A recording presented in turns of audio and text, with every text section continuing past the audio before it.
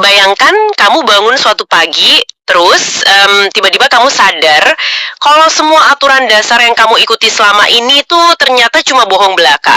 Kayak soal bangun karir, pengorbanan cinta, atau apa arti keadilan yang sebenarnya. Itu pasti rasanya hancur banget sih. Kayak pijakan kita tiba-tiba hilang gitu aja. Bener banget. Nah, apa yang bakal kamu lakuin? Hari ini kita bakal bedah sebuah dokumen yang sangat unik untuk ngejawab pertanyaan itu.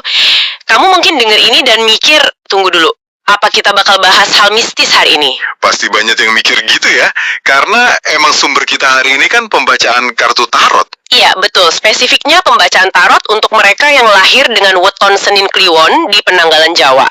Tapi tahan dulu skeptisismenya. Kita bakal pinggirin aspek mistisnya sejenak dalam eksplorasi mendalam kita kali ini. Setuju. Karena kalau kita kupas teks ini sebagai kerangka naratif murni, yang kita temuin itu luar biasa banget.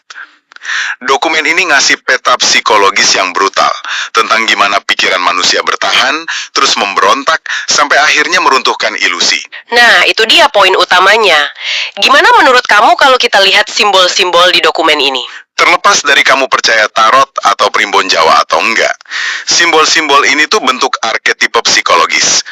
Ini persis kayak waktu Carol Jung pakai mitologi untuk ngejelasin pikiran bawah sadar manusia. Oh, jadi ini bukan sekedar prediksi nasib gitu ya? Maksudnya lebih ke studi kasus gitu? Iya, persis. Dokumen ini menjabarkan anatomi dari sebuah krisis eksistensial. Sebuah rekam jejak tentang apa yang terjadi di otak kita waktu kita ditekan, sampai realitas lama kita udah nggak bisa dipertahankan lagi. Menarik banget. Oke, mari kita langsung urai ini dari awal. Teks ini bukan narasi perjalanan Senin Kliwon dengan tumpukan masalah yang belum selesai. Data pertamanya itu kartu justice atau keadilan, tapi posisinya terbalik. Nah, justice terbalik ini krusial banget sebagai fondasi awalnya. Teksnya bilang ini soal ketidakadilan mendalam. Kayak kamu ngerasa udah ngasih terlalu banyak, tapi terimanya sedikit. Atau mungkin kamu terjebak karma masa lalu dari keputusan yang salah. Ini kan bukan sekedar kecewa biasa ya. Kayak ada disonansi kognitif yang masif gitu. Bener. Dan untuk paham seberapa merusaknya itu, kita harus ngerti cara kerja otak kita. Otak manusia itu kan mesin pencari pola. Maksudnya selalu nyari sebab akibat gitu ya? Tepat. Otak kita sangat bergantung sama prinsip keadilan yang logis. Kalau saya kerja keras, saya sukses. Kalau saya baik, orang lain bakal baik.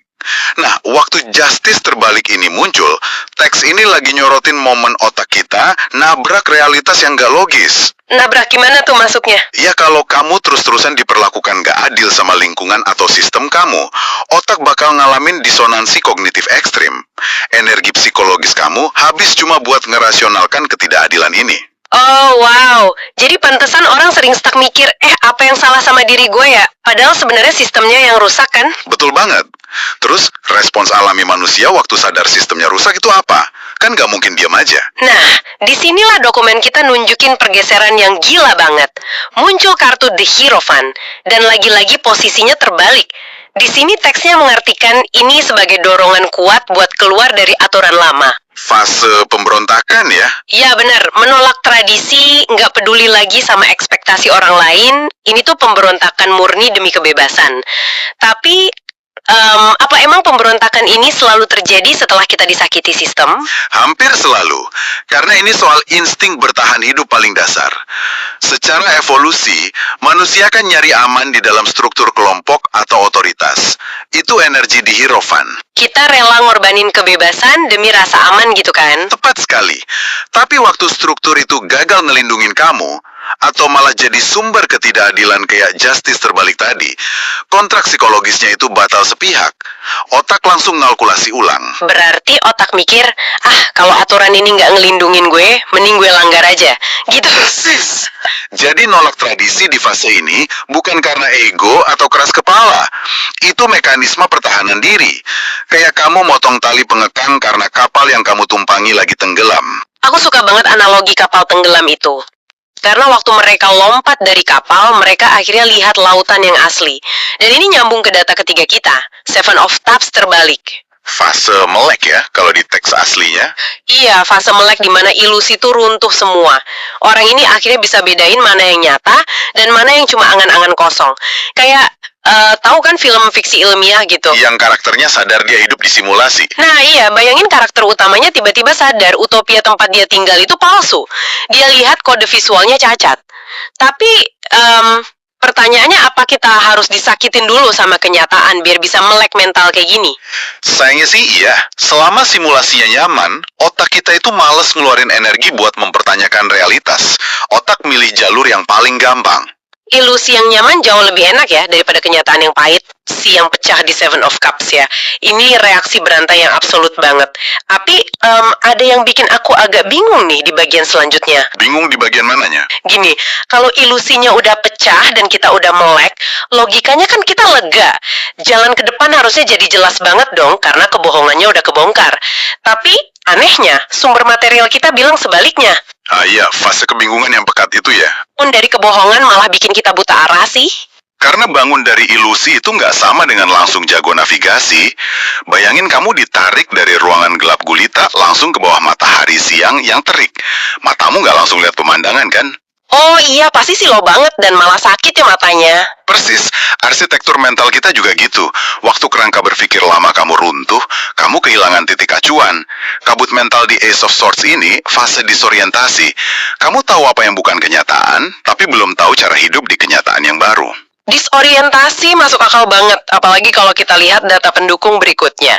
Di tengah kebingungan itu muncul Nine of Pentacles terbalik, yang artinya ada ketergantungan material atau emosional. Dan akar penyebabnya adalah Ace of Cups terbalik. Yang menunjukkan luka emosional yang belum sembuh ya. Iya, emosi, amarah, atau sedih yang dipendam. Teks aslinya bilang orang ini butuh healing, bukan cuma sekedar strategi baru. Tapi ini kan kesannya nabrak-nabrak ya.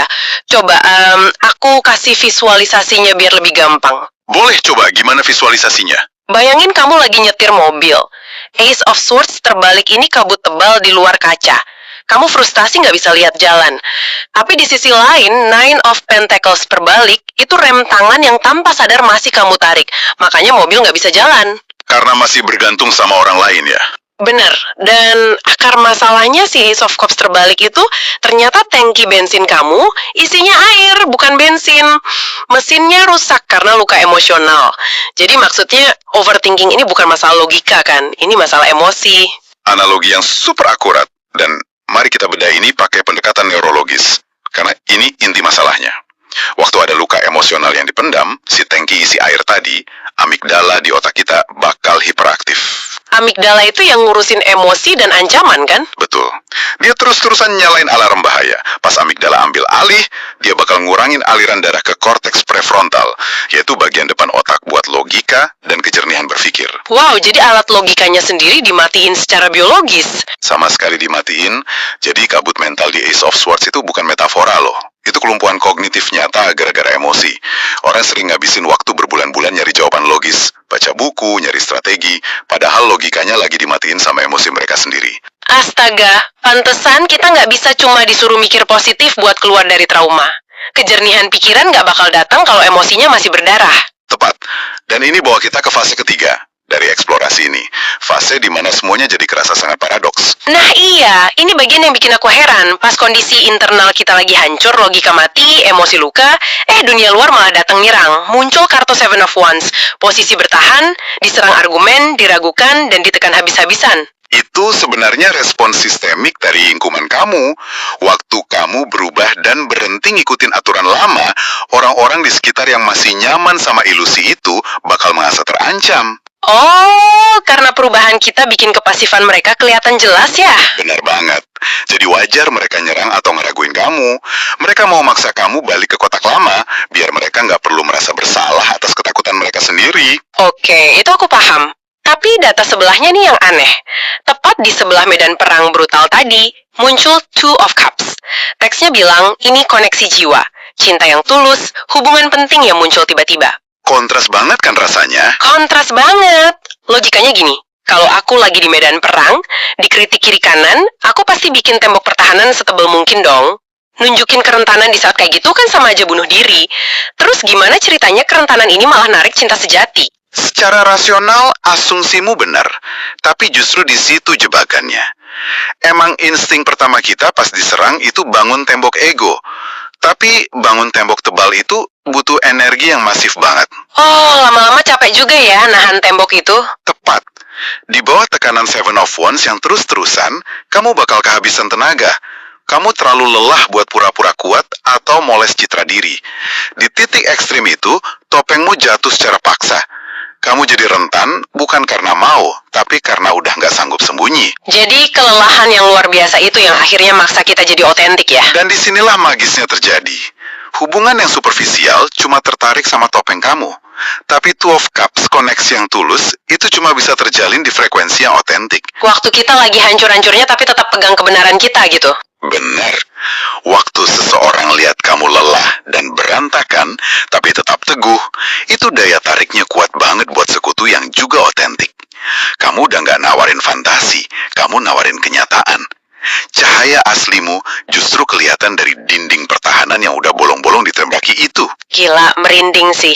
Jadi medan perangnya itu malah jadi filter buat nyingkirin hubungan palsu ya. Ini mulus banget bahwa kita ke fase penutupan dari siklus Senin Kliwon ini. Fase resolusinya ya. Iya, sumber teks kita nyusun transisinya cantik banget.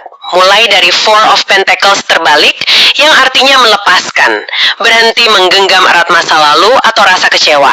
Terus narasi bergerak ke Six of Swords. Yang artinya ninggalin perairan bergejolak ke tempat yang lebih tenang kan? Betul, dan puncaknya adalah The World. Ini garis finish, penutupan karma, dan siap masuk babak baru. Kesannya cerita ini udah tamat dengan indah banget. Nah, kalau kita berhenti baca di situ, iya, itu perjalanan pahlawan klasik. Mengalahkan rintangan, lepasin beban, terus damai. Tapi kan ada tapinya. Ada plot twist di paragraf terakhir sumber kita. Dan ini yang bikin eksplorasi kita hari ini tuh gila banget. Teksnya masukin Eight of Swords sebagai peringatan terakhir. Kartu yang menjebak pikiran sendiri. Iya, kutipannya bilang, satu-satunya yang menahan kamu sekarang adalah pikiranmu sendiri. Rasa takut, overthinking. Padahal fisiknya kamu udah bebas, ironis banget kan? Kamu udah berontak, bertahan dari serangan, nemu cinta, dan sekarang pintu The World udah kebuka. Penjara fisiknya udah hancur total. Benar. Kenapa musuh terakhirnya malah diri kita sendiri di garis finish? Kok bisa pikiran kita mengkhianati kita? Karena kebebasan absolut itu adalah hal yang paling menakutkan buat sistem saraf manusia. Ingat yang kita obrolin di awal, manusia terbiasa sama sistem, sekalipun sistem itu nyakitin. Karena bisa diprediksi ya. Tepat. Selama kamu di mode konflik atau bertahan hidup, otakmu punya tugas jelas. Rasa sakitnya emang nyedihkan, tapi otak udah kenal. Nah, waktu kamu di fase The World yang damai, otak kehilangan musuh. Kedamaian terasa kayak kekosangan. Berarti sistem saraf kita yang terbiasa stres ini mengartikan kedamaian sebagai ancaman dong. Persis. Bagi otak yang trauma, ketiadaan ancaman itu dicurigai sebagai jebakan. Pikiran sadarmu pengen bahagia, tapi bawah sadarmu teriak, tunggu, ini terlalu tenang, pasti bentar lagi ada bencana. Itulah energi Eight of Swords ya. Bener banget. Penjara mental yang dibangun sama overthinking.